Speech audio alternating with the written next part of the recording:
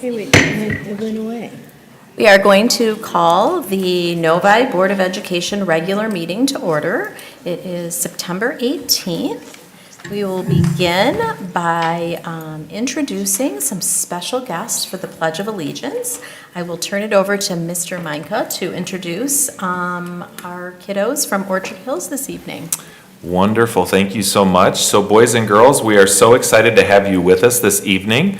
I would like to announce each young Wildcat's name, and then as I announce your name, if you would like to come up so people can clap for you, I'll announce you one at a time, and then we'll be ready for you to lead us in the pledge. And I see that Principal Danforth is here, that maybe she can help us get everybody organized. So first we have Lexi Coprince.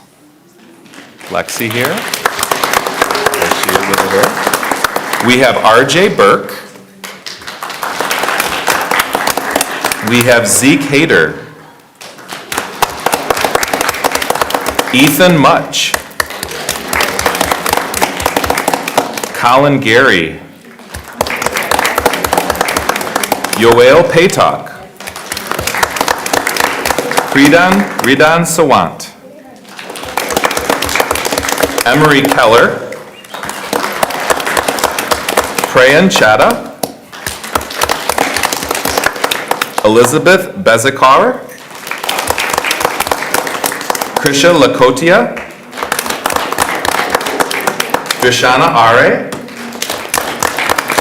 Isadora Sousa Ribeiro, Anna Thampen, Paige Parker, Chakresh Koresh Kodali, and Arabella Baird. Great. If everybody can please rise and turn towards our brand new magnificent flags. All right, kiddos, whenever you're ready, you can lead us. Allegiance to the flag of the United States of America and to the republic for which it stands, one nation, under God, indivisible, with liberty and justice for all.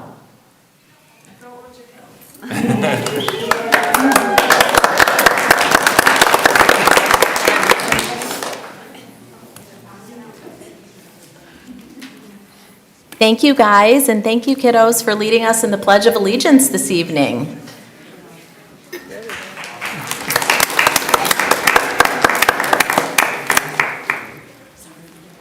If I can get approval of tonight's agenda. So moved.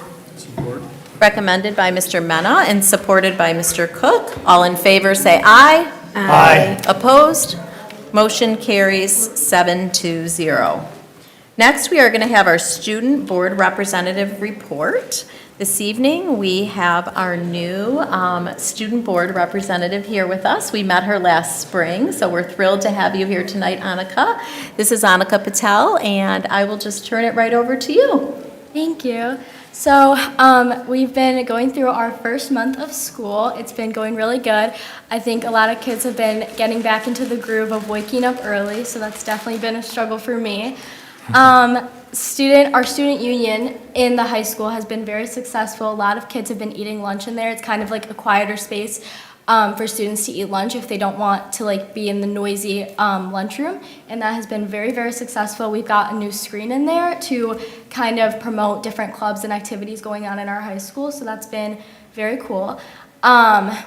We've been definitely getting used to the new hall pass system at school. Without e-hall pass, it's definitely been a little bit of a struggle for some students, but I think it's been going well so far, and I think it's kind of taking us back to before we had the e-hall pass system, so that's cool. And then homecoming is underway, so we've been going through decorating all this week, and it's been very hectic after school. In the common sections, kids have been kind of starting their decorations, and we're going to be putting up our decorations in our hallways this coming Sunday. And then our pep rally and parade and homecoming game are next Friday, and we've got a lot of different community members involved in that. And then our homecoming dance is Saturday. And then our spirit days for next week. So Monday, they're doing a district-wide Lions Day. Tuesday is going to be business professional, so we'll see how that goes. If you're going to be willing to wear that to school. And then Wednesday, we're doing I believe it's our destination day. So each class is assigned a different city. Seniors are New York, freshmen are Orlando, juniors are LA, I want to say. And then sophomores are Nashville. So each grade is going to get to dress up as their city. I'm going to go as Statue of Liberty for New York. And then Thursday is our class colors day. So each class is assigned a different color. And Friday is our green and white day. We've gotten a new DECA advisor. Our current advisor had to take a step back, so they've been looking for new ones. So DECA was kind of in like a pause phase, and it's one of our biggest clubs at school. So that's kind of been a struggle as well. But they finally found a new advisors, Mrs. Brown and Mrs. Kazai, and they've been doing a great job getting that started. And then our Taste Fest was last week. It was very successful. We had many community members. Even though the scores weren't looking too good for our football team. But it was very, very fun for all of our community members, so that was good. And then cheer had their kids clinic with the elementary schools at Taste Fest, so they were taught the cheers 2 days before, and then they got to cheer for the first half of the game, so it was really cute to see all of them there. And then I wanted to bring up also student leadership at Orchard Hills, and we got to see some of those faces here. So the principal of Orchard Hills reached out to me and told me that they had launched a new student leadership group called the Roar Reps, and that team includes students in grades K through 4 who will serve as leaders in the building by raising money for school-wide charity efforts, modeling positive behavior, and demonstrating how to navigate tough social situations, which is very good to start in elementary school, and I think that is super cool that they're getting that opportunity. All of their clubs are up and running, including their safety club, which includes 4th graders who assist their kindergartners safely boarding the bus and entering and exiting the building. And the really cool part I wanted to highlight was they have some student voice in action already in only the 3rd or 4th week of school. So 3rd and 4th grade students recently advocated for playing contact sports at recess. And they wrote persuasive requests, engaged in thoughtful discussions with Mr. Skidema, and collaboratively developed safety rules for field games. So that process has been a really powerful way for students to practice their community and responsibility and democracy. That's all I have. Awesome. Thank you for that fantastic report. I love how you brought in community and some things that are happening in our elementary school. So I think in about 5 or 10 years, we'll see some of those kiddos using their leadership to maybe be sitting at the sport table. So thanks for being here tonight. Good luck at homecoming and have fun. Thank you. We are going to move on to personnel reports. We have personnel report A and personnel report B. I am going to turn it over to Mr. Meinka. Thank you, Dr. Ruskin. Turning it over to Dr. Carino. Thank you. This evening, we are excited to recommend several new hires for your consideration. Emma Dalzocchio is being recommended for the middle school social studies teacher position. Emma completed her student teaching in Adrian last year and is a graduate of Adrian College. Shelby Welsh is being recommended for a first grade teacher position at Deerfield Elementary. Shelby previously worked in our district as a preschool teacher at the ECEC, and we are thrilled to welcome her into this new role. McKenna Corey is being recommended for the preschool teacher position. McKenna student taught at the ECEC in 2024, and we are delighted to welcome her back to Novi. Archana Vivek Nakali is being recommended for a special education resource room paraprofessional position at the high school. Archana brings experience as a physics, chemistry, and math instructor at the college level. Vanitha Ramesh is being recommended for a special education self-contained paraprofessional position at the high school. Vanitha served as a guest paraprofessional with us last year and holds a Bachelor of Computer Applications degree from India. In addition, we have several departures to share. Marcia George, Novi Woods and Deerfield Special Education Resource Room teacher. Corey Knuckles, Middle School Social Studies teacher.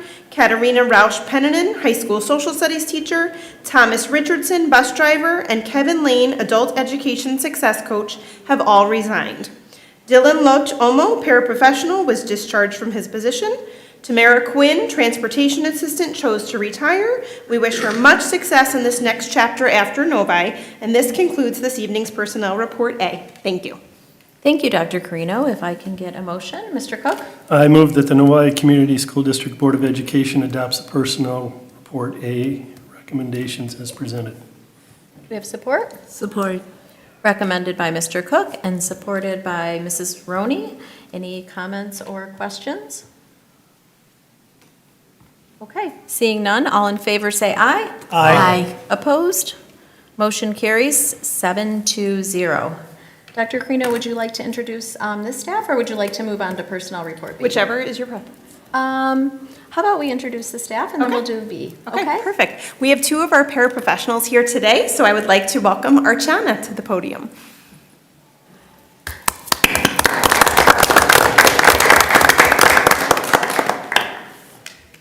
Hello, my name is Archana.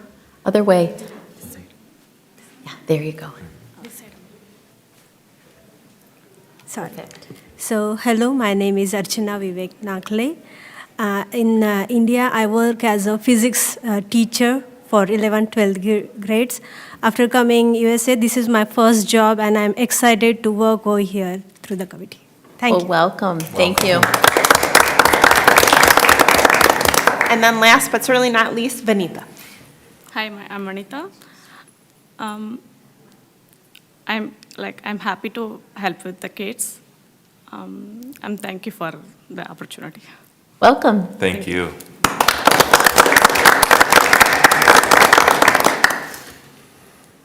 Dr. Carino. Okay. We are very excited to recommend Dr. Marcy Augenstein for the position of Director of Secondary Education.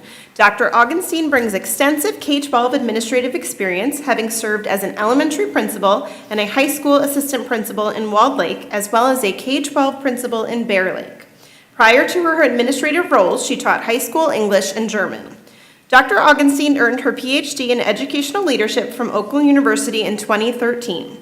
We are confident she will be a tremendous addition to our teaching and learning department and look forward to the expertise and leadership she will bring to this role. Thank you, Dr. Carino. If I can get a motion? Mr. Cook? I move that the Novi Community School District Board of Education adopts personnel report B as presented. Support. Recommended by Mr. Cook and supported by Mrs. Beautwine. Any comments or concerns, questions? Okay, seeing none, all in favor say aye. Aye. Opposed, motion carries 7-0. I will turn it back over to you, Dr. Carino. Thank you. I would love to welcome Dr. Marcy Augenstein to the podium. Thank you so much. It is an honor and pleasure to be here in Novi. From the start of my interview process, Carmen sat with me, welcomed me, and Dr. Carino has been over the moon, just awesome. From day one, I really wanted to be here in Novi and support the excellence of the district. I'm thrilled to have the opportunity to work with Mr. Giarmini and his team, Spencer Riley, Laura Bidlack, and just have this opportunity to, bring all of the knowledge and experience I've gained in my previous roles to Novi to continue to support the excellence here. Thank you so much for this opportunity. Thank you. And did you bring someone with you today? Yes, You can I have introduce. my lovely mom, Kathy, in her green shirt. I was very proud of her. She got the memo. My best friend Kate is here, and I know my husband and my kids are watching at home. When I say kids, I should say adult grown men children, but still kids. So I am very thankful. Fantastic. Thank you.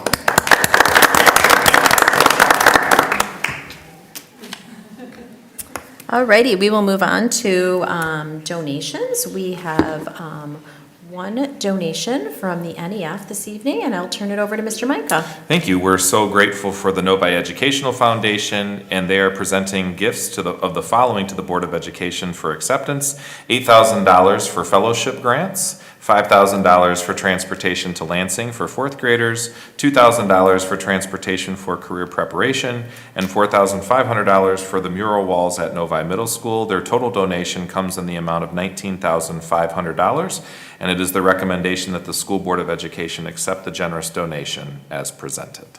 Thank you. If I can get a motion? Mr. Mishner? I move that the Novi Community School Boards of Education accept the generous donation in a total amount of $19,500 as presented with appreciation and thanks. Support. Recommended by Mr. Mishner and supported by Mr. Mena. Any comments or questions? Okay, seeing none, all in favor say aye. Aye. Opposed, motion carries 7-0. We are going to, I would like to, actually, before I move on, I want to thank the NEF. I know that we have some representative here, and we will be back with you just shortly, right? Okay, we are going to move on to comments from the audience. The board respectfully requests that any individual wishing to speak to the board provide their name, address, and any organization they represent. Keep their comments to the allocated time and refrain from directing comments to individual members of the board, district employees, and members of the audience. Do we have any green cards this evening? I don't see any up here. Okay, seeing none, I thought maybe we were going to have somebody talk to us tonight. We were kind of excited about that, but seeing none, we have a 5-minute break put into our schedule. I'm going to take the lead and say, how about a 3-minute break? And the reason we do that is because if any of the staff, students, anybody who came for a visit don't want to stay with us, we don't want them to feel awkward getting up and leaving. But if you're all here to stay, then that is fabulous as well.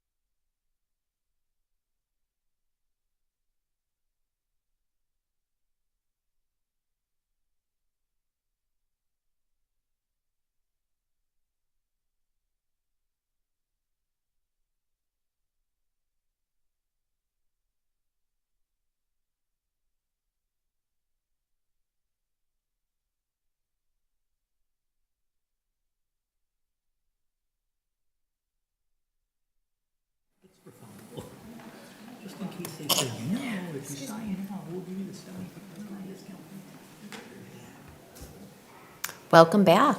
Okay, we are going to move on to our next agenda items. We have reports to the board this evening. We have 2 reports to the board, and we are going to start off with the NEF report, and I will turn that over to Mr. Meinke for the introduction. Thank you so much. We're very excited to have a report from the Novi Education Foundation, and they're such great partners.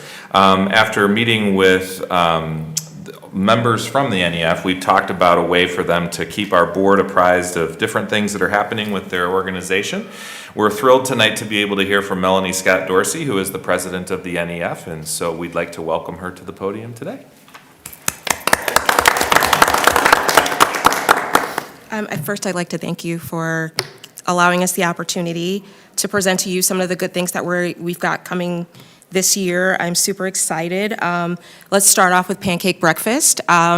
First, we want to thank the community for coming out. I think we had more than 260 people attend Pancake Breakfast, which was much larger turnout than last year. And we raised $7,800 from Pancake Breakfast this year. So a lot of what we do isn't possible without community help, without support of sponsors, and we definitely are really happy that the community came out to support these programs so that we can in turn help the school district. The next thing that before I forget, I want to thank Chartwells. We got a lot of good feedback about Pancake Breakfast, and it was seamless. Kim was amazing with getting everything together for us, anything we asked for. She was right there and she helped us out, so I would be remiss if I did not thank them. Thank you. The next thing we have coming up is Baseline Blitz. That event kicks off on October 12th with a 5K. We have adult runners, children who will be walking. Novi is hosting this year, so we're really hoping that we have the larger turnout this year as opposed to last year when Northville hosted the event. We're really excited about, we have more runners signed up this year than we had previously, so we're really excited about that. But there's still time to sign up, so if anybody's listening, please sign up. We also have the tailgate is October 17th, and that culminates with the game between Northville and Novi. And again, we're hosting that game, and we hope we win. So we are super excited to be the host of this great fundraiser. Last year, Sue came to us with the idea to do this, and she did a miraculous job in turning it in a month. I believe with just a month of prep, we raised $20,000, which was split down the middle, so each got, the fact that she was able to work and do that in such a short amount of time is a testament to her hard work for us. And we're just excited about the prospect of it being even larger this year. We've got food trucks for the first time this year at Baseline Blitz. I believe Kona Ice, I'm blanking on who else will be there, but I think about 5 or 6 food trucks so people can come hang out before the game, grab something to eat, and just make a night of it. We'll have face painting for children, possibly balloon animals, that kind of thing. So it's a good family event for the community. And it also supports Novi, our football team. So, well, the proceeds go to NEF, but we're there to cheer on the football team. Grant applications have gone out, and so we're excited to see what sort of innovation we can look forward to from the teachers this year. This will be my second year sitting on the grant committee, and I know last year last year was my first year on the grant committee, and I was blown away by some of the innovation. One of the things we had actually at the Pancake Breakfast was one of our grants from 2 years ago, I believe, I think it was 2 years ago, from Courtney Kaidon, who is a 4th grade teacher at Novi Woods. And I'm just going to be honest, I'm biased because my daughter's in her class this year. But she had the Hug in a Mug cart at Pancake Breakfast. And that was great for 2 reasons. It was great for our supporters to see some of the grants that we support, but it was also good for the community to see the innovation and the teachers. And I know some of the feedback that we got, the students were amazing. I think there were 4 students from her class there to add flavorings to coffee and things of that nature, and they were really impressed. I talked to at least 3 people who were just blown away by that, and they had no idea that the 4th graders were, first of all, that open to help, and they weren't shy, and they were greeting everyone. It was just a great thing to see in action. And we are also in the midst of trying to plan our Go for the Green, so we're going to have that again. The date is March 7th. So that's about it from us. Any questions from anyone?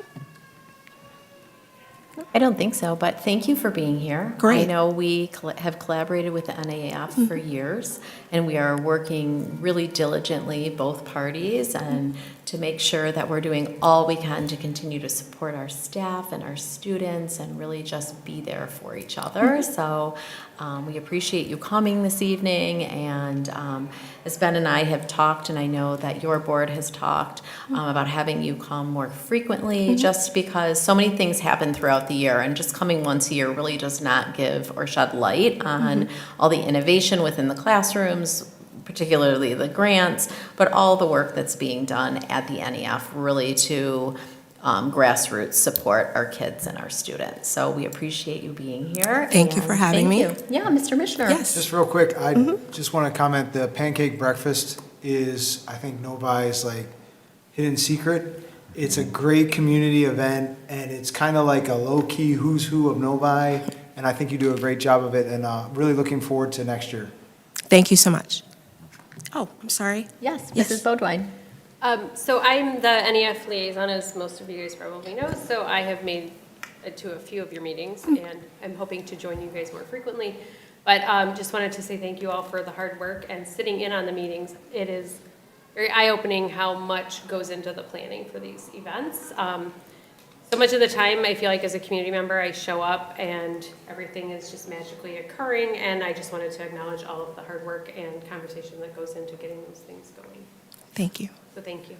I also just want to say thank you and acknowledge that the grants that you guys provide and the events that you create, you are helping to create core memories for so many of our students, that we're happy to fund the academics and the curriculum, but the impact you guys make, even with a small grant, these kids will never forget when they work at a coffee cart, that they went to school Friday morning and served coffee, or that they were able to ride a bus to Lansing to see the Capitol. It just makes such a big impact, so thank you.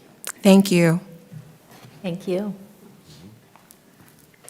All righty, we are going to move on to our next report to the board, and that is the Spring 2025 State Assessment Data Report. I will turn that over to Mr. Micah to introduce Laura Bidlack. Yeah, thank you so much. This is a yearly report that we do, and every fall we like to give an update on our spring state assessment data. I will turn it over to Mr. Geremini if he has anything to add before introducing our Director of Elementary Education.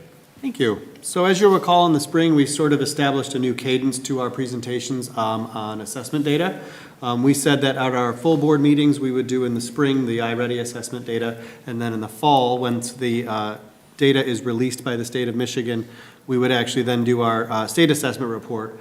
And then our other assessment reports, so, winter iReady, spring iReady, we will do those at our committee meetings, at the curriculum committee meetings of the whole. So this is just following up and consistent with that new practice. And without further ado, I will hand it over to Laura Bidlack, our Director of Elementary Education, who will cover our full spring 2025 state assessment data report. Thank you very much. Pleasure to be here this evening and share with you the report. As you may have seen, you've had the report for a little bit. There's quite a bit of data. And so as I did with the spring iReady, I'd like to lift the highlights, share with you some of our analysis and our wondering, and we will be moving through them, but if you have questions, feel free to stop me, and I will certainly give time at the end for that as well.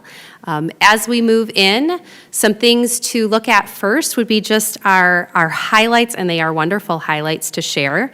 Novi students earned the top SAT scores in all of Oakland County for ELA and math. Which is wonderful. You know, we don't spend a lot of time in this report in comparison, but that is certainly a wonderful and prideful moment to share. Also, we have significant positive trends for many grades in ELA, including 3rd, 5th, 7th, and 11th.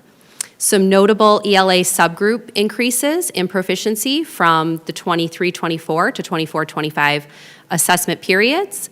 And we have maintained and continued growth for 5-8 science. You will see that as well for social studies, and I'll share a little bit more about social studies as we get into the report. We spend quite a bit of time analyzing the data. We have several conversations amongst our own teams, amongst our teachers, and we really too try to dig into an analysis that offers us some insights and some wonderings so we can put in some next steps.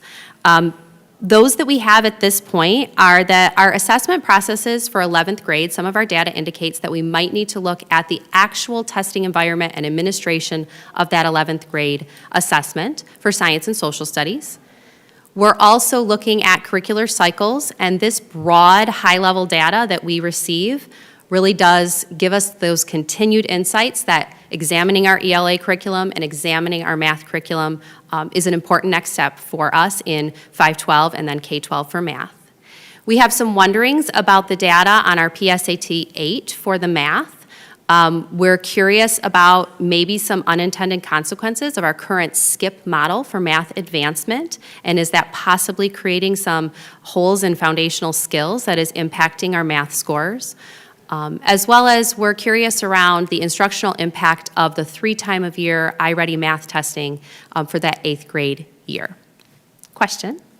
On this first insight where you're talking about the 11th grade and the administration of that exam, can you speak a little bit more about what you're talking about there? Well, I do have 2 slides on it, so I do think... Then we can get to it then. Yeah, yeah, absolutely. But I will definitely get back to that. Great. I will wait patiently for that information. Thank you. As we look at data, just to bring our lens in focus for this particular data, this data really is a satellite view. So this is that first high-level view. It's broad and it's global when we consider MSTEP, PSAT, and SAT. This is not the type of data that is changing our day-to-day teacher and student interaction instruction in the classroom each day we're teaching. Another layer of data that we look at is that map view data. So now we're scoping in a little bit. This would be like our benchmark assessments, our iReady, or perception surveys. And then finally, that street view data. This is where we're actually interacting on a daily basis with students. This is our formative assessments, our student focus groups. This might be exit tickets or classroom assessments that are being conducted on a daily basis. And this really is important to start with this view, knowing that this is the largest, most global view that we get of our student data. So I'm going to take us through some of the reports, and I know you are familiar with seeing the way that they look. I will speak to them a little bit, but our first set of scores is for math, and this is the PSAT and SAT for 8th and 11th. The Novi is the N, the O is for Oakland County, and the M is for the Michigan proficiency. This student descriptor here is for all students. So our 63 there for Novi, all students 8, that is students that were advanced or proficient. So just to orient you to the way you will see the data and make sure there's no questions on that part. You've seen these heat maps before. So now when we look at it a little bit deeper, we've added to this slide some of the subgroups. And I just want to lift a few successes. This, again, as I mentioned, is a heat map because it gives us kind of at a glance by color, we can see the range visually of the changes amongst these specific groups. So bringing forward some successes here, and they are circled there for you, our Black and African American student groups for the 8th grade year increased from 11% the previous year to 21% this year. That is a non-cohorted group of students, so we're not tracking the same students over that time, but we're looking at that group of students in the 8th grade year last year, and then that subgroup of students this year. 11th grade, we also saw a significant increase for our Hispanic students from 22% in the previous year to 52% this year in math. Switching to M-STEP, which is of course our third, fourth, oh, I apologize, question? Real quick, could you explain what the little carrots next to some of the subgroups mean? Okay, let me see if I can go back. I might need to use this. Oh, there we go. I apologize that that part is cut off the map, or off of the graph. The carrots are indicating that the asterisks indicate the subgroup was too small to identify. So if it is under 10, I believe. And then, Mr. Jeremy, do you recall the carrots? I had included them on one graph, but then I cut it off on this one. I'm pulling it up. Thank you. I apologize. But, so our students, so like the student data for students with disabilities, 8th grade, Novi, that would be less than 10, so that we wouldn't be able to report on that. They don't give us the actual number. Yeah, I asked because, oh, go ahead. I'm sorry. So the carrots relate to how the different assessments code Hispanic. So because students in these grade bands take different assessments, 8th and 11th are College Board assessments. And then M-STEP is a state assessment developed by the state of Michigan. It just has to do with how they code. And so they're just counting a little bit different, and that would suggest any discrepancies. Is the same true for, is that what the 3 carrots signify next to the white subgroup? The 1 and the 3 relate to Hispanic, and then the 2 carrots indicate with or without IEP for PSAT. It's just the way that they code students for special education or not special education, and then Hispanic or not Hispanic is different between the 2 assessments. And then for the white subgroup, the 3 carrots there? Not of Hispanic origin. Not of, okay. So sometimes we talk about the race groupings are separate when it comes to Hispanic, because somebody might be white and Hispanic or black and Hispanic. PSAT, SAT does that differently. And so and I asked for clarification before I ask my actual question, is I did notice that our white subgroup is lower than Oakland, and I believe it's lower than last year. So I was just wondering if you had any thoughts or observations on that. I think when we get into the trends, because these are not cohorted groups over time, but with the trends, we can take a look at that. I don't have an analysis on our white subgroup. I have some data that we looked at for our other subgroups that we get into when we look at the trends. Okay. Sure. So I'm sure that you have noticed this, but I wanted to make sure that my fellow trustees also saw. In our 8th grade female group, that group is quite a bit behind our male students. And if you look at Oakland County and in the state of Michigan, that range, I mean, the females are scoring slightly lower, but we're looking at 2-3 points in Oakland County or the state, and we're significantly higher there. So I think that might be a thing for us to be conscious of and just kind of, I don't know, seeing what else we can figure with that. Yes, and this similarly, that isn't always the case when I looked at the previous year, and I just know because I did take a peek at that, it was actually reversed. That's why the trends are a little bit important for us, and to not necessarily look at just that 1 point this year, but then to look over time. Is that consistent for us, and then are we needing to make some next shifts? So are you saying that has not? That was not the case. I believe it was the reverse. I feel as though I would have been alarmed typically, and Yeah. so I was like, oh, that's surprising. So this might just be an outlier example of. Yes. Great, thank you. In the appendix is a very detailed trend, and all of the trends, but I will get into a few more of our trends. Any other questions? So bringing us to our proficiency for the M-STEP, which is 3rd, 4th, 5th, 6th, and 7th. Again, similar maps, so you can see there are scores compared to Oakland County and Michigan. And we have strong student performance data compared to our county and state scores. This is a very large look at some, oh, there they are, right there on the bottom. The key, I apologize, it was not on the other one, but there is the key that we were referencing just a second ago for the missing pieces of information there. Again, some areas of increase, they are circled, but I will note them because they are sometimes hard to see there. Black and African American fourth grade scores up from 33 to 42%. Also a growth for our economically disadvantaged fifth grade, 32 to 40. Seventh grade, 25th to 30th. And then significant increases also for our English learners, increasing in fourth grade from 64 to 72% proficient, and fifth grade as well, 47 to 54. The blue is all math, and that stays consistent through the presentation. Switching to ELA, again, we start back at the beginning with our PSAT and SAT scores, and it is red for ELA. So 85 for Novi for both the 8th and 11th grade proficiency, advanced and proficient. Again, some increases here just to note. Our 8th grade Black and African American student body increased 63 to 68, and in 11th grade as well, 47 to 58. Also, our 11th grade English learners from the previous year at 32 to 45. M-STEP as well. 3rd, 4th, 5th, 6th, and 7th, just a large scale view.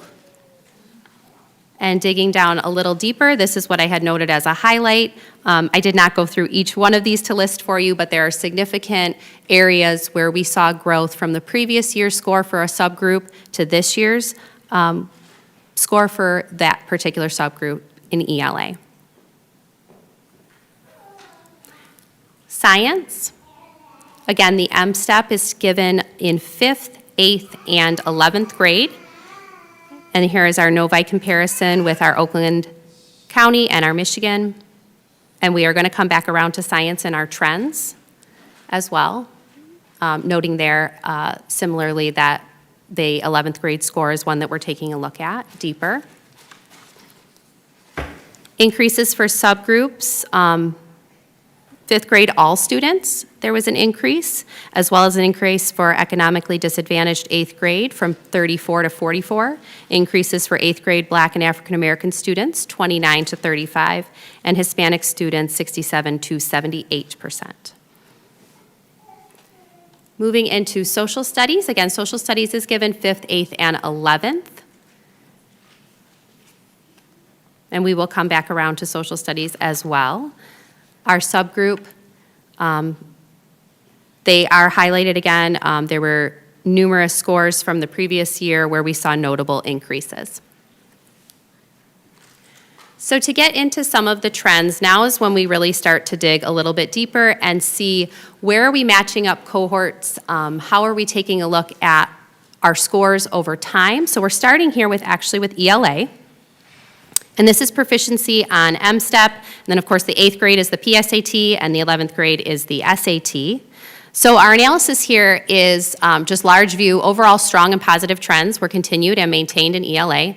We also saw some cohort trends maintained and increased over time. So this is the actual same group of students. If you go to the previous year, like 3rd grade there is circled for 59, and now in their 4th grade year when they took this assessment, they were at 68. So 3rd grade ELA, state and county, there were actually some declines, but overall, we were noting, today I was actually at Oakland Schools and we were reviewing this M-STEP data, that there are changes, they are not linear, and they are not consistent countywide and state, but we noticed an increase there for our 3rd grade. So that was nice to see with the literacy changes that have been in place.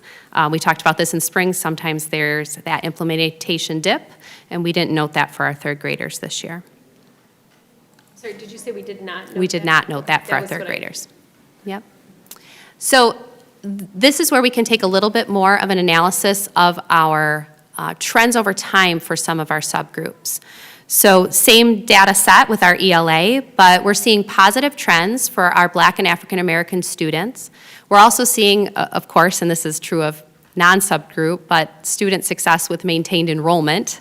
So 3-year cohort there, when students maintain in our district over time, we see quite a bit of success. Next steps are to continue our ELA curriculum implementations. We're in year 2 of K4, and then we are in the process of piloting for our 5th through 12th grade. We're also taking a little bit deeper dive into Tier 2 this year with classroom level intervention support implementation, and that is specifically what we'd be looking at when we analyze our data and identify subgroup students that need specific support at the student level.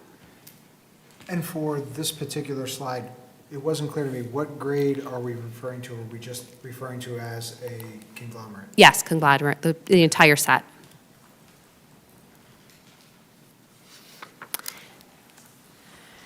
So taking a peek at math, our 3rd grade is noted there as well as 8th grade in our analysis that we're seeing a dip in the scores. Scores are inconsistent, and they do suggest in math that perhaps our curricular review is timely and important, that we really dig in to see, do we have the right resources in place when we're talking about meeting those standards. We note a negative trend for the PSAT 8, and that is continuing, and that is consistent at the county level as well. So we are beginning our math curriculum cycle to evaluate needs and potentially review our resources. And we're looking at that K-12. It's quite a bit of work for I did notice our team. that most of the trends you captured, but there's, like, for grade 11, also is below our innovative academics goal 3, where we're looking for an increase over the 3-year average. Is there a reason why you didn't highlight that? And I noticed that in the ELA portion as well. The bigger ones obviously are highlighted, but that grade 11 is not meeting our goals as well. It really, when we spoke about it, it's kind of that way for many of the scores. It's inconsistent, and we're not seeing the growth over time. So all of the data is suggesting the curriculum cycle. No specific reason to not necessarily isolate that one out, but all of the math data that we are looking at is kind of indicating that. As the other ones just kind of move up and down over time, that inconsistency is what's leading us to, we need to take a peek a little bit at the curriculum work and see where we're at to meet those standards. One quick question on that. Mr. Jeremini, do you know the last time the district did a review, or how long we've been utilizing our current math curriculum? I actually don't. We've been using our current elementary math curriculum for a very long time, and I can say the same is true also of the middle school curriculum. I don't know the last time the high school actually did a comprehensive review, so we said it was time. We know we've got the ELA stuff in place. The pilot's running for 512. Math is the next step, and we just, have to be mindful of the bandwidth of our teachers. And as I understand it, a lot of our colleagues in other districts have had more recent revisions to their mathematics cycles than That's we have. absolutely true, yeah. Okay. Districts that we would consider peer districts are a little bit ahead of us on the math. That's something that they've done in the last 5 to 8 years. They've really focused on that. Okay. Similarly, for taking a look at the subgroups, our analysis is that follows the same, it's an inconsistent pattern, and that is why we are doing that deeper analysis. On the subgroups, though, they look a little more steady. And it's the trend that we're looking at, that trend and seeing that increase. There is not as significant of the dips, but we're also not seeing that trend increasing. Right, I think that was what I was highlighting. They look more consistent, but not moving in the direction we want. Yes. So one of the things I'm wondering, and I don't know if you have answers on this or not, but it appears that the black subgroup here is about 20 points below in math than they are showing in proficiency in reading. So it's like in the 40s in reading, and it's in the 20s in math. Mm-hmm. Any thoughts on where that could be coming from? That seems surprising to me. We talked a little bit about how math overall is lower than our ELA. Mm-hmm. At the county level, we talked about that today. That's consistent countywide, and that is consistent statewide as well. And is it, you may or may not have this information, but are you seeing that countywide, that black students are performing that much lower in math than they are in reading?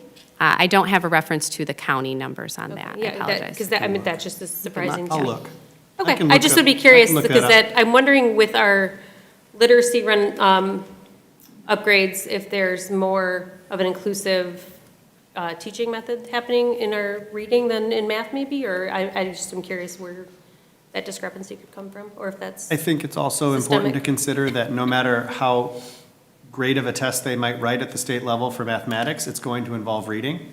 And so if students are behind in reading, it's going to exacerbate challenges on the math assessment itself. It really doesn't just test math as much as they like to pretend that it does.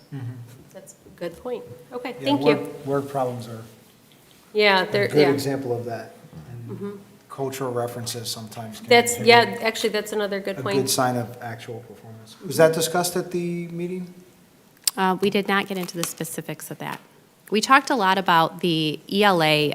We actually went through the recent laws and changes in ELA, and seeing growth now countywide in ELA, led us to believe that the efforts that are in place while are serving to a certain degree some of our subgroup populations, to identify students and put supports in place that would need that.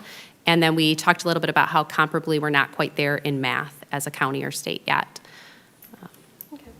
Good to know you guys have your eye on it, though. It was very timely today, as I texted Mr. Jeremini that. So the next slide has quite a bit going on, and I want to just share a little bit around why such an analysis here. So this is our M-STEP proficiency trends in science. The chart in the upper left with the green, that's similar to some of the other charts you just saw for math and ELA. Again, Novi scores there for 5th, 8th, and 11th. And obviously, and quite notably, our 11th grade dip there for the M-STEP on science. So because that is that global view, and we're taking a look from that high level of what's going on, that leads us right into now a map level view. Because that is inconsistent with what we see. And down at the bottom is an example for you of how we analyze, let's say, one particular class. So this data set is not necessarily the exact same group, but it's giving you an idea of a benchmark assessment. In this case, it's chemistry, where we are assessing our students in the mid and then soon to be end of the year for what the content is that is being presented to them in the class, and then we're analyzing it to that level. Chemistry is one of the subjects that's assessed on the 11th grade science M-STEP. There are several. It's cumulative because it's building over time. But when we look at how the students are performing, that's not what they were seeing on this particular benchmark assessment. So we dug even deeper, and we have a bit of an anomaly here. We knew that on that day when that assessment was given, which is a digital assessment, the state tech was down, and there were errors that sometimes caused the need to retest. So students started and it wasn't saved, and then they had to take that test again. That certainly could have impacted the scores, and it is very notable for us. As I said, it's not consistent with our map view data. When we look at our common benchmark assessments, we aren't seeing the significant struggles here. So that led us into looking at the environment. What was the schedule of the day? Was this given at the end of the day? What might have been the parameters around that? What was the process of the assessment? And so our high school team was really digging into that. They're analyzing it, they're looking at the schedule, they're looking at if changes need to be made so that this doesn't happen in the same way. Is there anything else you wanted to offer on that? Yeah, they're also taking it a step further. So they're considering that students take these juniors take a battery of tests all in the same time frame. It's a lot, and also we know that students did well, as we saw at the beginning of the presentation, on the SAT. So we're looking at the students who did well on the SAT, but perhaps not proficient on the grade 11 M-STEP for science. That doesn't make sense to us, especially when we look at our local data. So we're going to pull those students, survey those students, and then follow up with some focus groups and try to understand what happened from their perspective. Because they take this as juniors, so they're still here with us as seniors, so that we can get some ground level insight, because it just doesn't make sense. Would that maybe indicate that all the SAT prep is helping the SAT scores, where I don't think any students prep for the standardized tests that they take? It certainly could be prep related, and it doesn't align with what happens in other districts, right? So we tend to see students do well across the board in all of the subject areas if you have a strong curriculum and effective instruction. So it's not making sense that only in junior year would science be a challenge as opposed to grades 5 and 8 where we see some positive trends. This is cumulative. It should build. Do we do our science courses in a similar order to what other districts are doing? Because I know we typically do biochem, physics. Is that what they do most? A lot of districts do, yeah. Yeah, I just was wondering, like, if other 11th graders are learning chem that year, that could be, but that, if that's not, The way that the content is distributed on the assessment, it shouldn't matter. okay. So I appreciate our team being so thoughtful, and when you're making decisions and trying to analyze data, you have to take it to the furthest degree. But anecdotally, if you're a 16 or 17-year-old kid and you've already taken 7 tests, and then you have to find out that you have to take it 2 or 3 more times, I wouldn't take it very seriously. So I'm not trying to put like kind of a Neanderthalish approach to it, but I'm glad that they're taking the deep dive. But in reality, I mean, that has a pretty big impact. That environmental issue had a pretty big impact that was an anomaly this year. So we'll find that out if that's actually the case when we interview the kids and we have an opportunity to talk to them about that, so. Well, and of all the Annika, tests did that you- our students are taking, I would say this is probably the one that they're probably the least worried about in Correct. terms of outcomes, so. This does not impact their college admissions. I mean, it's a bummer. We'd love them to try harder on it, but yeah, if they're all burned out, this would be the one I would. Yeah, and we would love to have some high-level data to see how we're doing. Annika, I saw you had a little comment. Yeah, I You'd was like to saying share. that. Yeah. I was gonna add, I think that it's important to think about, so like, you guys are looking at science and SAT, even if kids are preparing all year, at the beginning of 10th grade for the SAT, that's ELA and math, unless they're taking the ACT, which is a little bit less common than the SAT, then like they're not gonna be prepared in science and social studies and things like that. So, and especially considering how the technology was down, I was one of the students who couldn't take my test, and actually it wasn't because of the technology, I just wasn't on the date that they administered it, but I retook it in the same space that all the other kids took it, and they have you in the lecture hall A, which I don't know if any of you have been in there, but it's just like this big, like, kind of like an auditorium seating style. You don't have really like a desk, it's more of like a tray and it pulls out. So a lot of kids have their like laptop on their like lap, or like you just have it on your table. You have advisory to take it, so you're like coming straight from like your 5th hour, taking the test at the end of the day after all of your classes, and then a lot of kids just skip through it. So a lot of kids just put a random answer, skip through it, and try to get out of there in 10 minutes because they had to study for a test in advisory that was going to impact their grade. So this was one of the tests that kind of just, they were like, whatever. So we could do a better job of facilitating? Yeah, and I think part of that is probably because of like the whole tech issue that they had. So that's not anyone's fault, I guess. But it is important to think about like the other aspects, I guess, of like our general lives that will affect the scores on these kind of tests, because in 8th grade you're only taking the M step. That's the only test you're taking, and you don't know like how that's going to affect you. You don't know like, oh, is my teacher going to see this? So you're going to try harder on it than when you're in 11th grade and you know nobody's looking at this except for the state, and I don't care what they think about my score. And Mrs. Bidlack.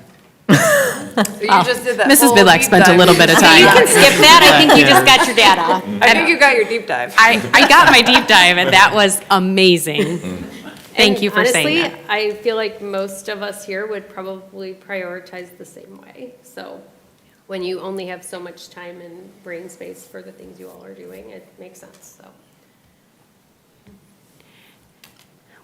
I mentioned earlier social studies, and this is the same example because we first saw that score and felt similarly. It was a similar scenario, as so eloquently was described. So we know those pieces are in place. We were also excited to see the positive trends over time there for 5th and 8th. We had the same anomaly when it came to the DRC state tech issue. And it wasn't, again, consistent with our MAP data. And then as we dug a little bit deeper, we also received information from the state that proficiency rates improved, and there were changes that were done to the test this year. So there is no way to actually compare, although this is a trend analysis, this test this year in social studies cannot be compared to previous years because there was a change in revision to content standards, and that makes the comparison unrelated. So while it is a trend there for you, there is that pretty big caveat that it was a different test for social studies. But we're still going to look into those pieces to I guess the improve. bright side is, Mike, you don't need to overhaul the curriculum to get an improvement for these particular tests. Yeah, if the state would just keep revising the test, that'd be great. Or we just need to put them in a nice room and give them time and not rush them. I have shared some of the ways we respond to these outcomes. So just to summarize and close, these reports, as we said, are shared with the building principals. We have quite a bit of conversation. We have principal meetings where we share plans and make adjustments. We have the K-12 building level data meetings after each iReady administration, which is a map view for us, so we can look closer, sooner, and make changes in a timely way. We are also still in the process of now revamping K-12 MTSS. As we moved through K-4 in the previous year, now we are expanding those changes to identify students that need a deeper dive and a closer look. We're continuing our cycles for evaluating curriculum, as I mentioned. We are continuing the K-4 literacy implementation, and then we also very much so value the whole child and really appreciate you sharing that with us. But the Panorama surveys, the Positivity Project, which creates environment and culture and a space where students can feel comfortable to share what may not have worked well for them so that we can improve. Any other questions? Yeah. Just some comments. While I'm heartened that there was some pockets of improvement for our Black and African American students, in the more detailed appendix, there's a lot of static year-over-year performance, and I just feel like as Novi Community School District, we can do better to try and help that subgroup. And it'd be interesting to hear any solutions that you may be able to come up with over the next couple months or year to see what we can do. I'm also concerned about the trend with our economically disadvantaged students. In a district that this is as well-funded as ours, I would hope that we would be able to provide the equity to close that gap for them, because there shouldn't be anything else, as a barrier for them, just based on that subgrouping. And then also, there seems to be a trend over time with our white students that's developing, and I've noticed that periodically over maybe the last few years. But they're not broken out over time in the appendix, so I can't really tell. But in general, I think, at least for me, it would be good to see these stats in relation to our strategic priorities. So like if our strategic priorities state that we're looking for an improvement over the 3-year average, it would be nice to see for the groups that aren't meeting that target, them just called out specifically, and then to hear what plans we're going to do to try and meet that goal. That way the board can do a better job utilizing our resources and discussion time to try and, maximize whatever efforts or priorities you have. And then the other thing, it would be fascinating to see the cohort groups by subgroup for those subgroups that we're trying to get larger than average growth to, represented here. I see we have a 3-year cohort, but it's not by subgroup, and it pretty much matches the averages over years. So not much useful information there, but I think if we had a 3-year cohort for the subgroups that we're specifically trying to close gaps on, I think that would be very beneficial, and it would be really fascinating to see, like, with Wit and Wisdom, a cohort group that started with Wit and Wisdom last year to see their progress over the next 3 or 4 years. I think that would be really beneficial for the board to be able to determine the success of the programs that we're approving, but, we don't necessarily have a good method to track their effect over time. So. I absolutely appreciate that, and I think you actually mentioned that a little bit with iReady in the spring relative to our Wildcat launch group.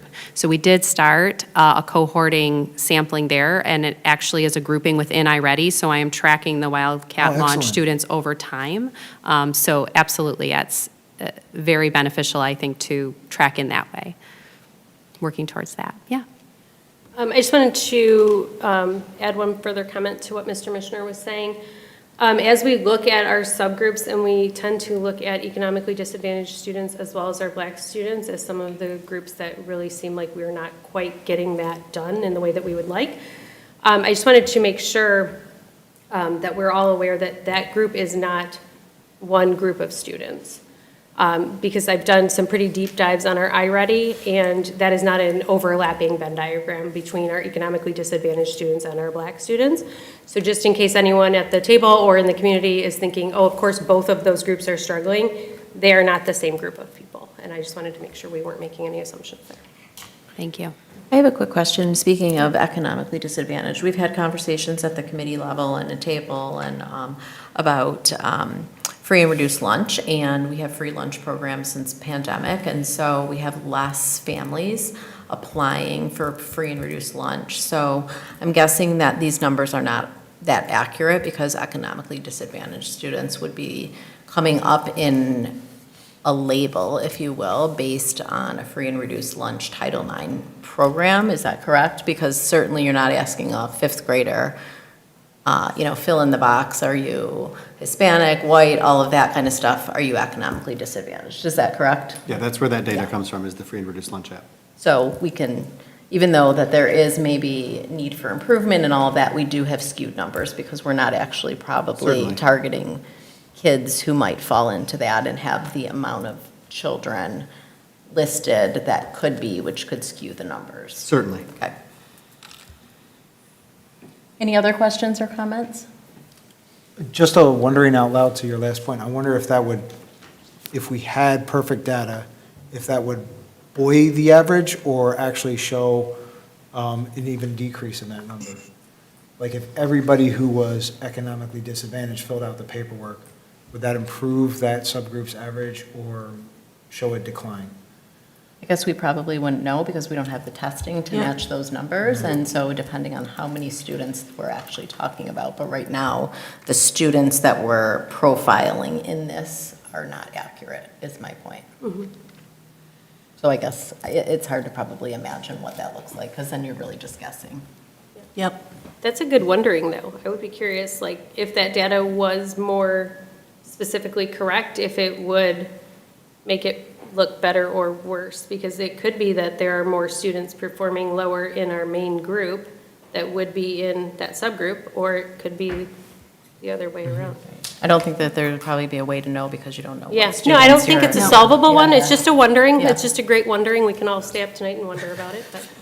No, you're just gonna go right to sleep? Okay. Thank you. Thank you for all your work with bringing us the information. And it seems like you have been really deep diving into this data, both here and at the county level. So thank you. Absolutely. Thank you We so much. appreciate Thank you for all your time.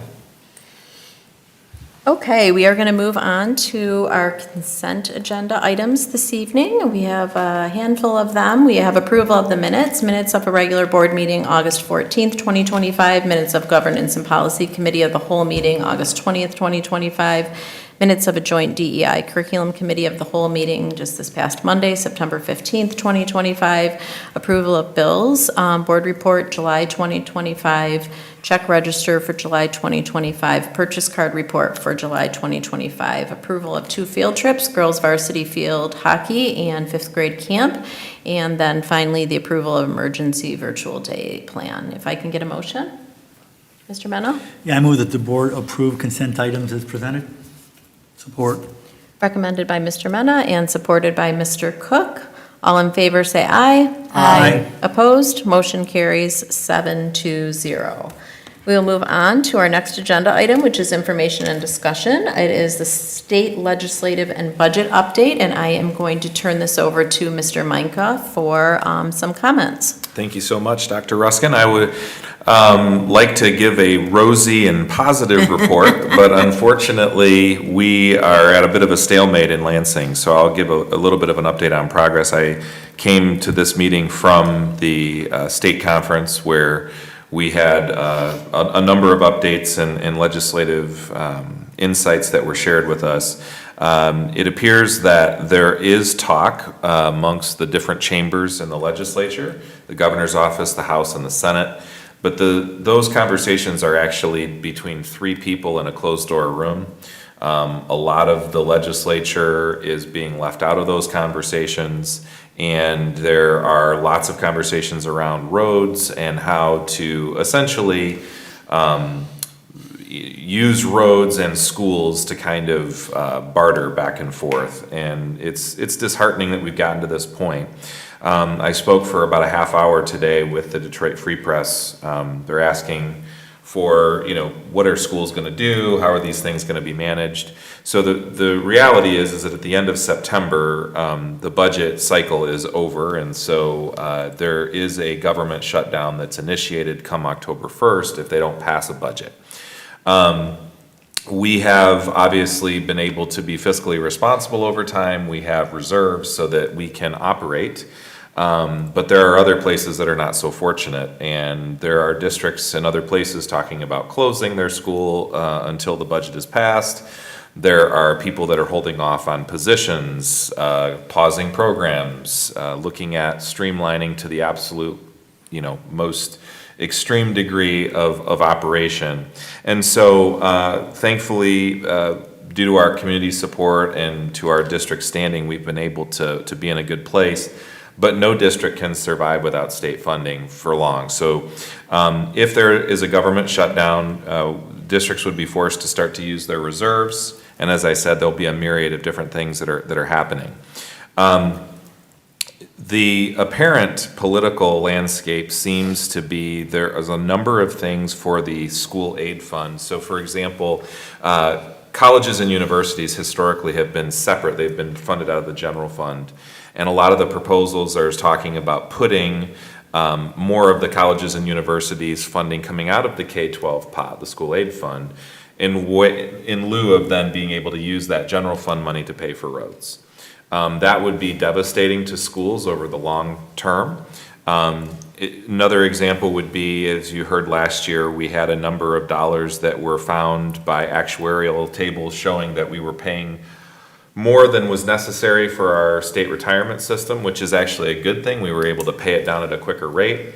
That money is being, bartered now to see about taking that to be able to use to pay for roads. So these are things that it almost seems as though they're deciding just how much money they can take without it being political suicide.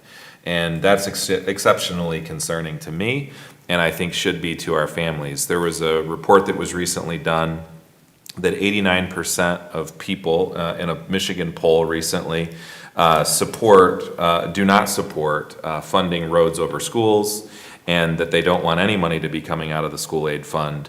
And it appears that that is just between the three people negotiating this budget, not what's happening. So I would encourage everybody to encourage their legislators to pass a budget. Schools rely on it. And that is an unfortunately somewhat grim update. I will say that as a result of the this impending potential shutdown, a lot of people are asking the questions about school meals. You know that we communicated related to this early, that we were continuing through September. We had a committee report or a committee meeting this past week at a DEI curriculum committee where we discussed kind of the approach, and the consensus in the room was essentially to continue on a month, for 1 month, to be able to continue our school meals program until hopefully there is a budget resolution that's passed in October. So what that means is that it costs about $350,000 a month for us to be able to fund our lunch program for our students if we were to have to pay for that. That money can come from our fund balance in our food service fund, which we have about $2 million sitting in that fund right now. So it wouldn't necessarily be feasible for us to cover this for a year or an extended period of time. If we were to do that, it would have to be allocated out of different funds. But for right now, the kind of general direction that we're utilizing is that I would communicate with parents that our district has decided to continue this through the month of October. And then if the budget is passed in October or not, this board will have to deliberate at a future date about how they want to handle that moving forward, because ultimately you as a board are going to have to decide if you want to continue that allocation or if there's a different approach that you want to take. Now, if, and so the part of the discussion that we had was if the state allocates the lunch money into the budget, then that becomes somewhat of a moot point because we have the funds that would already be allocated.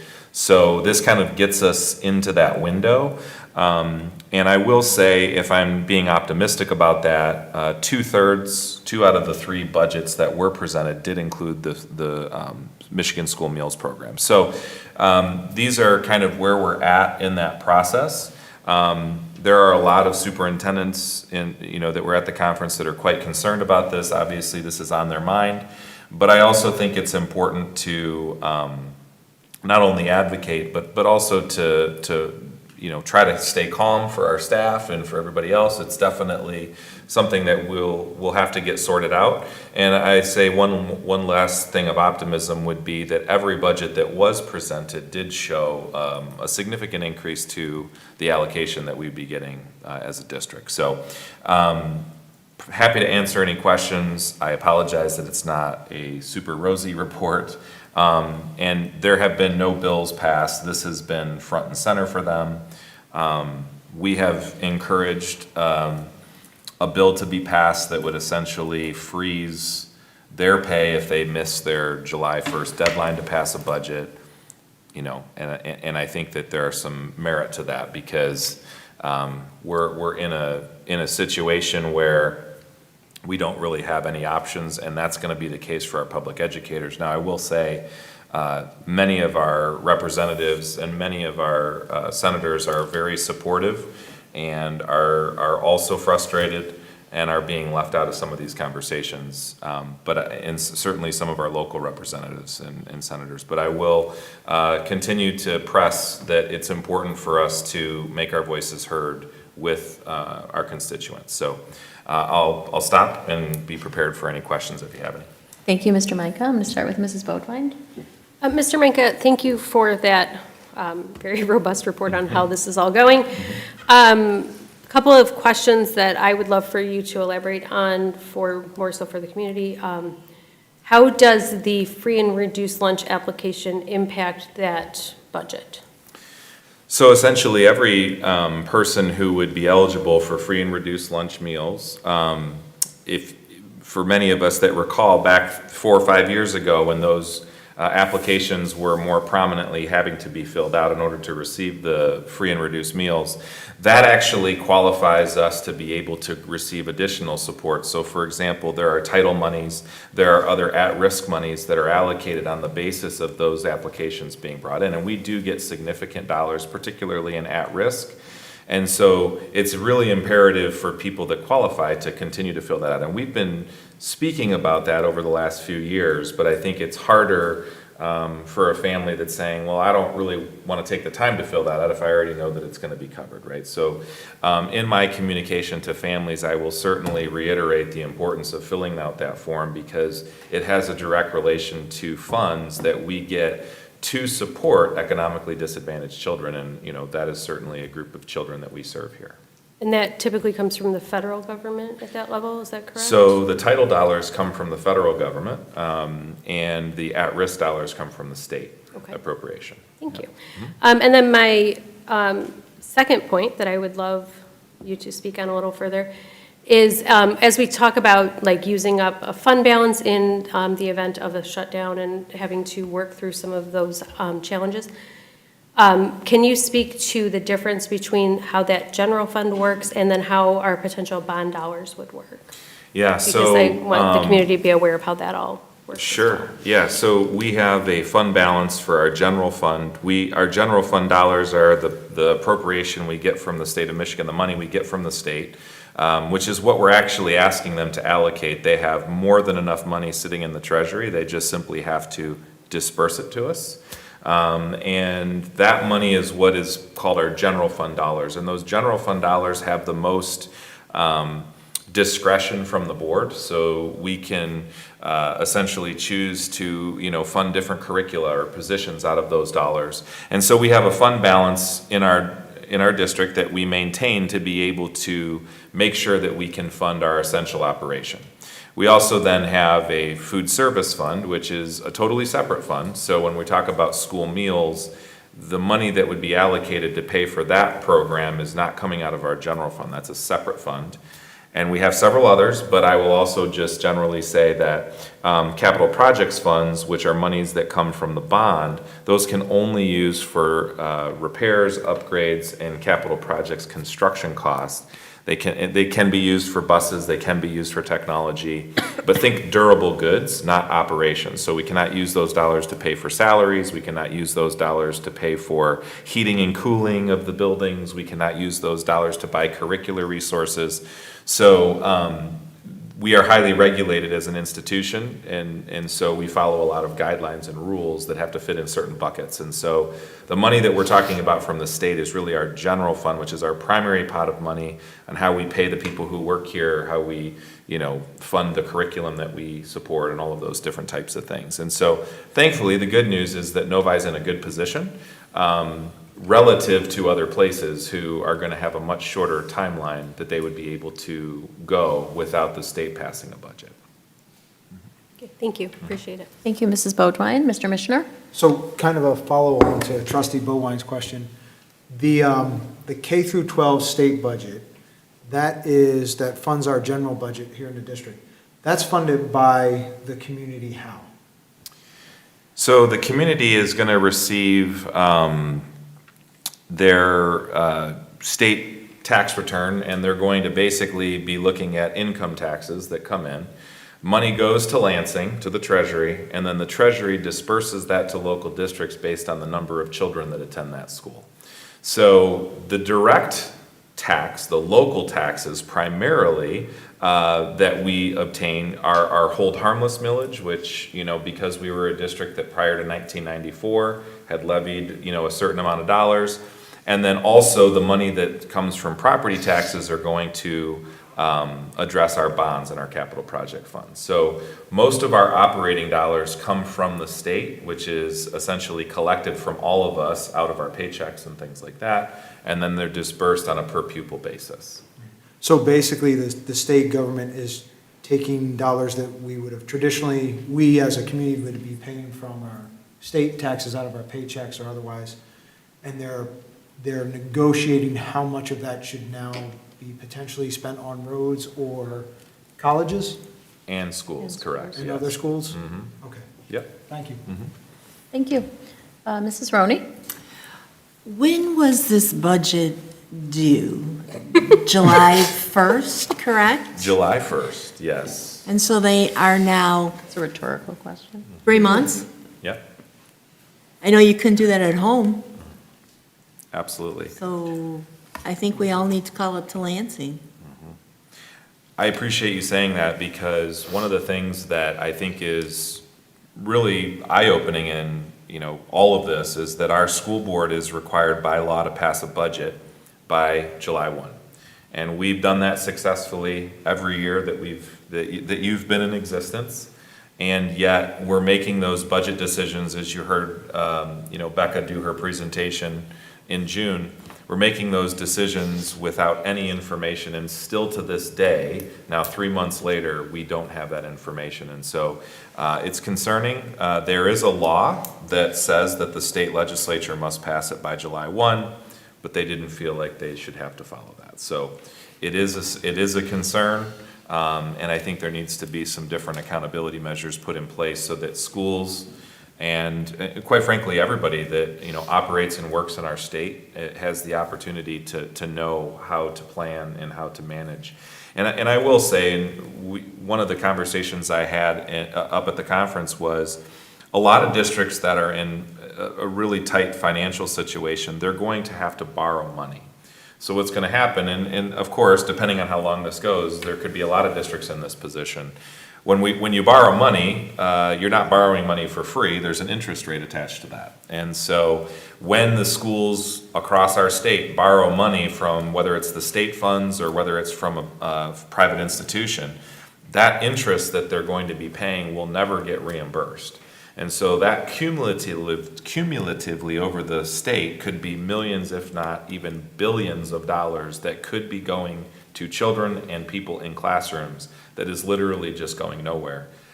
And the fundamental issue is that the adults are not getting in the room and allocating the funds. Well, And plus, that's the frustration. In that case, wouldn't that then mean districts that are economically disadvantaged to begin with are now the ones who are stuck borrowing money and paying interest and making that gap bigger? Absolutely. Hmm. Yep.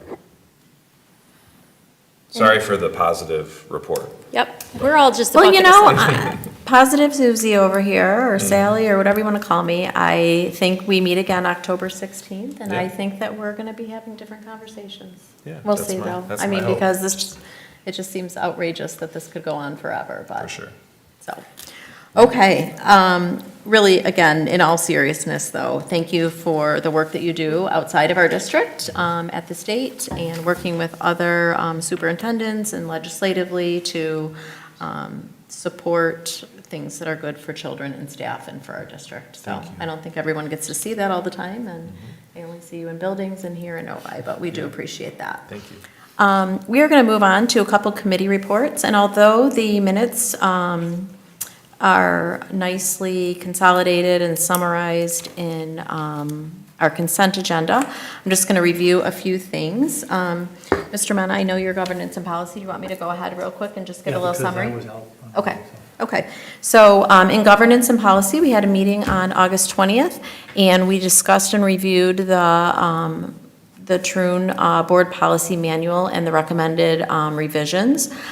We talked about regular board meeting minutes and worked with Jen and Mr. Mishner and the board as a whole to figure out the best way to summarize our minutes in a clear and concise way to make them easier for the public to see the business that's being had at the board table. We talked about creating a spreadsheet that would include adopted policies, but more importantly, how that will ensure that each policy is reviewed within a 3-year time period. So that is what occurred at the Governance and Policy Committee of the Whole. As I stated earlier, we had a DEI and, I just missed, there it is. We had a joint DEI and curricular committee meeting this past Monday, which was September 15th. For the DEI portion, we had a presentation from Spencer Riley, supporting all learners, and the ELD co-teaching model. She did a really, really nice job and really went into a lot of depth on how that looks for our students within the classrooms. We were able to ask some really good questions to have a better understanding of the needs and the why behind the co-teaching model and how that is coming to fruition and being implemented within the classrooms. And we look forward to the data that will support how that is rolling out, and are feeling really positive how that's going to support our teachers and our staff and our students. We had a presentation briefly with we connected with CPAC, which is the Special Education Parent Advisory Committee, and Grace Quinn, one of their board members, came and gave us a really nice overview of the work that's being done, and they're doing some fundraising efforts, so if you can get on their, I'm sure they have either an Instagram account or Facebook or an X account, and see how you can support those efforts, but they're doing things really to support parents of our special needs kids within the district. The discussion on school meals, we've already discussed, but there was a robust discussion regarding that, and that will continue to happen moving forward. Probably twofold, one based on the budget, but there was some conversation around how that looks for families who do not fall within the category of qualifying and for the long haul. Because each year we do not know how school meals are going to be funded. So we talked about having further conversations about that. There was a discussion regarding our culture diversity calendar, and we appreciate the work that the DEI committee in the district does, and they're going to further have conversations on continuing to be culturally inclusive, but also to support some challenges that we have with making sure that we are just being inclusive, but avoiding mistakes and how that all kind of looks so that we can support all the cultures and things that are happening within the district and within families. Moving on to curriculum, a presentation was provided to the board. It was a CTE overview, and it was led by Sarah Lephart, which was a great discussion about CTE, not only in Novi, but OSTC, and kind of how that we can collaborate together with them and offer offerings that we may not be able to offer, and what the future of our CTE program looks like. So that was very informative. We had a discussion regarding the update and implementation of the 7th through 12th grade shifts. And then there was a discussion regarding the preliminary data on the Novi High School course enrollment. So I know that was kind of a draft tentative discussion, and Mike and I had talked about putting on the agenda some audits about future conversations in regards to that. So we'll be doing a deeper dive over the next year or so.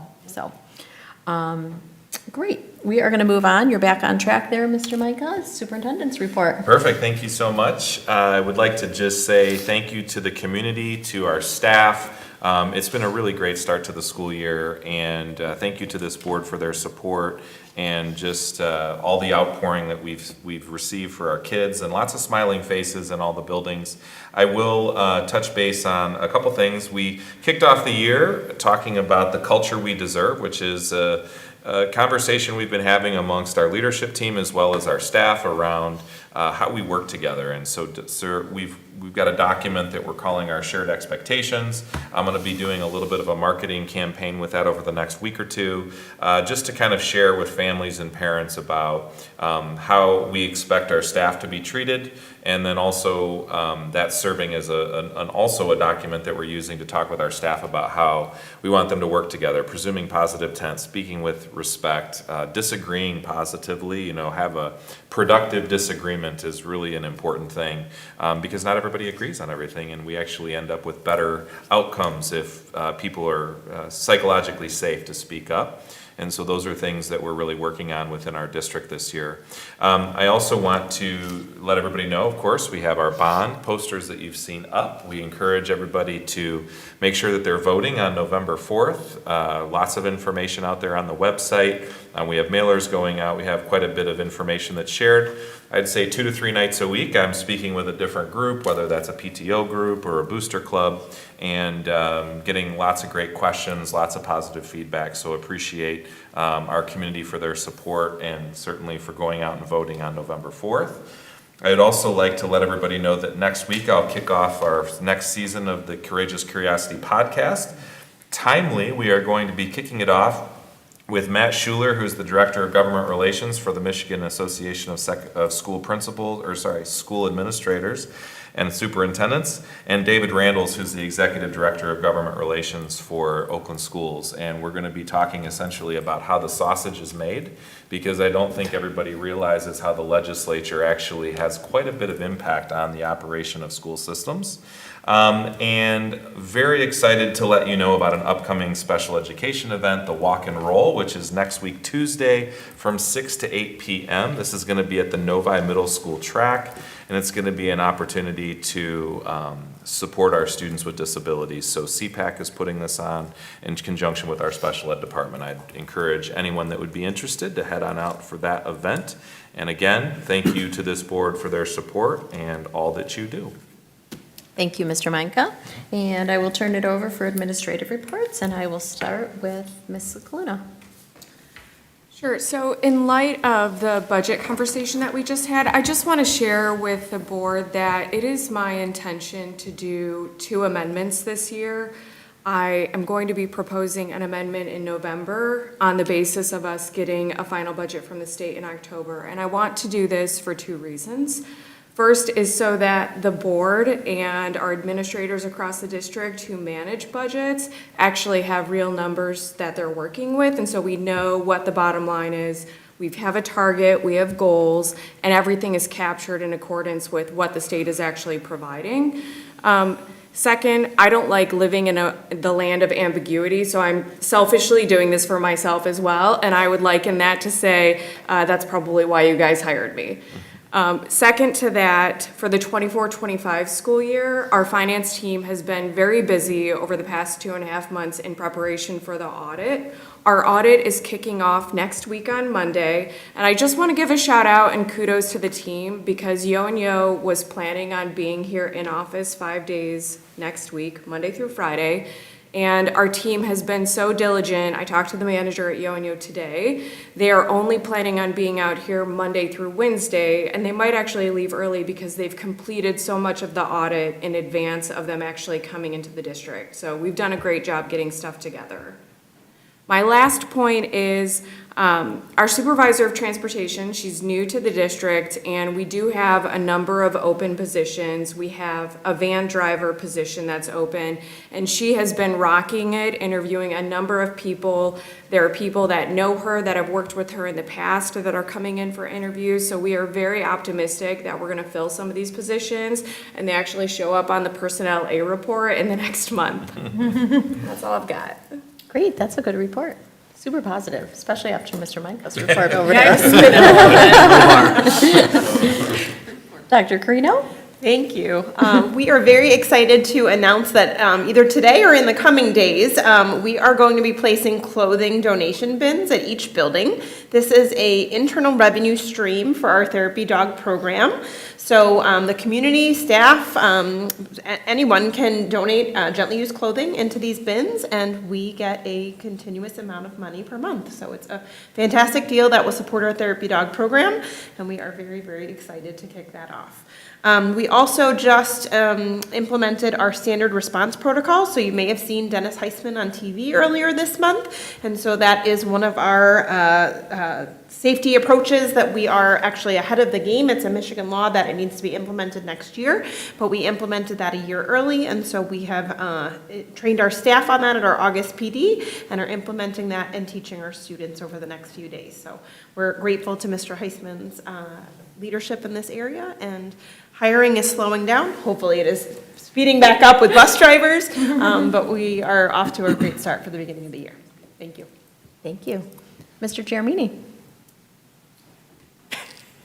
I had a joke, but I don't think I'm going to share it. Okay. You've heard a lot from our team tonight. I just want to emphasize one of the things that Laura Bidlack mentioned relative to our curriculum work. And so, we're working on 512 ELA pilots right now, English Language Arts. And we're very excited. On Wednesday of next week, we actually get to pop into classrooms and do some observations and visits for the first time to see how the first phase of the pilot is going. That's actually a 2 to 3 phase pilot, depending on the grade band, where they're piloting a program, and then they're going to switch to a different program, and then switch to a different program. And then we're also visiting classrooms on Monday. This is great, I get to get into classrooms all week next week. We're visiting classrooms on Monday to begin surveying students about their math experiences in Novi so that we can really be informed as we move forward with that curriculum cycle process that we've mentioned in the past. And amidst all of this, our team is actively preparing professional learning experiences for our staff for Friday, October 3rd for K-6, and for Monday, October 6th for 7 through 12. Sounds busy. Thank you. Very busy. All righty. We are going to move on to board communication. If any board members have anything that they would like to share or communicate, Mrs. Bodwine. I just, as Ms. Cicluna was mentioning, our new Director of Transportation, I did send an email about this at the beginning of the year, but just wanted to also publicly acknowledge what an amazingly smooth rollout we had this year for transportation. I've been on the board a few years now, and this is the first year I did not have a ton of parents calling me frantically trying to figure out about transportation for their students. And that was a lovely thing to see, and it looks like that level of starting the process about a week earlier seemed to have been very, very helpful, and so I just wanted to say that was fantastic. And hopefully our community enjoyed it as much as the Bodwine household did. Great. Mrs. Lieber? I have 2 fun stories to share. One, I just want to echo Dr. Carino's report about the clothing and recycling bins that are going in. I just want to note that that project actually started in the classroom in Mrs. David's 8th grade class. We had 2 students doing a sustainability podcast, which apparently is way more exciting than doing narrative and opinion pieces. But they just took that to the next level. I think they'll pop in here at a future board meeting to present that, but I think it's really exciting that our students created that project. So they took it outside the classroom, looked into sustainability and the lack of textile recycling in our city, and then found a way to both benefit the cause they were working towards and our therapy dog. So it's just a really cool story that I think started in our classroom, and shout out to Mrs. David and those two students that really spearheaded that project over the summer. And then the second fun thing is that the NEF is kind of in the final stages of kicking off a much anticipated alumni association. I don't want to steal their thunder, they will come in here at some point, but that group will launch next week and walk in the homecoming parade for the first time. And I think it's going to be a really cool resource for not only our existing students, but our alumni that leave here and have a way to stay connected and, you know, stay proud with Novi. And I selfishly am excited that I get to bust out my varsity jacket again. But thank you to the NEF for taking that. We're starting it as a committee under their umbrella. And Sue's been working really hard. I've been attending all the meetings with that, and the website is kind of in the final stages of that. So it's exciting. It's really cool to look at the history. We have pictures from the 30s all the way up to our first graduating class in 1969. And it's been really cool to look at the history that we have in our district. Thank you, and I'd like to thank you, Mrs. Kleber. You are very humble, but I've seen, you know, from the sidelines, some of the work that you've been doing. I know we have students who walk around with, you know, the Novi alumni sweatshirts. Robbie Heil and our last student board liaison. So we appreciate the work that you put into that and how you're connecting the past with the future. So thanks for all the work that you do on that. Thank So, yeah. Any other board communication, Mr. Missioner?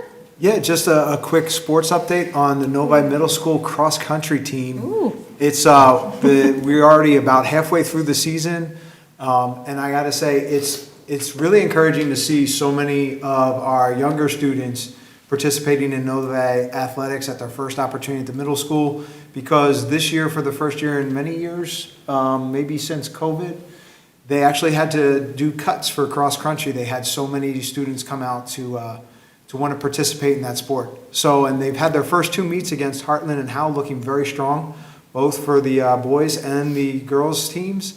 And if you want to see something exciting, come out and watch the middle school cross country. They have another home meet this weekend, Wednesday. Thank you. Thank you. Any other board communication?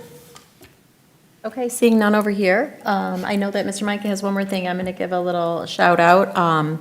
I actually want to give a shout out to Mrs. Bodwine and Mr. Mena. They have worked pretty diligently on the bond committee over the last 6+ months. And on the way here, my husband and I were driving here for the ribbon cutting, and he said, "Oh, another bond, we're getting our taxes increased." And I thought, "Oh my gosh, do you live in the Ruskin household? Like, what do you mean? Do you not know this?" And so it gave us an opportunity to talk about it. But I wanted to thank you guys, and I really, really, really encourage the community to get out, ask questions, to understand what this bond really is, because it is no new taxes, and we are continuing to improve our district at all levels, especially with the high school coming up, which has a much-needed facelift and functionality that needs to occur. But I'm being sincere. I think that you guys have put a lot of time and energy, and you really don't get the kudos that you deserve. We come to these board meetings and think, okay, like, we've all been hanging out doing whatever we do with our kids and our families over the last, 4 weeks, but I know that you guys have worked extremely hard. So I really, really appreciate that. And, we do only have one more board meeting until the vote. So if anybody has any questions, reach out to the administrative team or to Mrs. Bodwine or Mr. Mena or any of us. So, yes. You can also find us on Facebook. Advanced Novi Schools is the Facebook page for the committee for the Say Yes campaign. And if any community members have questions and don't feel like reaching out directly to the administration, feel free to contact us there, and I can get you as much information as you need or get you connected with whoever might have it. And I do appreciate that acknowledgement from you as well. Thank you, Dr. Ruskin. You're welcome. Mr. Micah has one more thing. This is just one small thing, and the students at the high school actually voted on who is going to marshal the homecoming parade, and this year it was Mr. George Sipple. So it's kind of cool that he's going to be the marshal for the homecoming parade. The only challenge is we're not sure who's going to take pictures, but we're going to get that figured out. So, yeah. Yes, I know we have a student photographer, but I don't know, that's a lot of work for just one person, right? So, okay, and I would be remiss to not thank Jen back there, all the work that you did really to prepare us for today. It was, I mean, I think that people will think about this in the future. Remember when the boardroom was, acknowledged and brought forth to the community officially. So you did a beautiful job organizing it, and we really do appreciate all the hours and time and efforts you put into our school district. So thank you. Can I get a motion to adjourn? Mr. Commissioner? I move to adjourn. Do we have support? Support. Oh, Mrs. Kleebert is being very quiet down there, raising her hand, not using her voice, so we're going to have to, yes. Recommended by Mr. Mishner and supported by Mrs. Kleebert. All in favor, say aye. Aye. Opposed? Motion carries 7-0. Did it.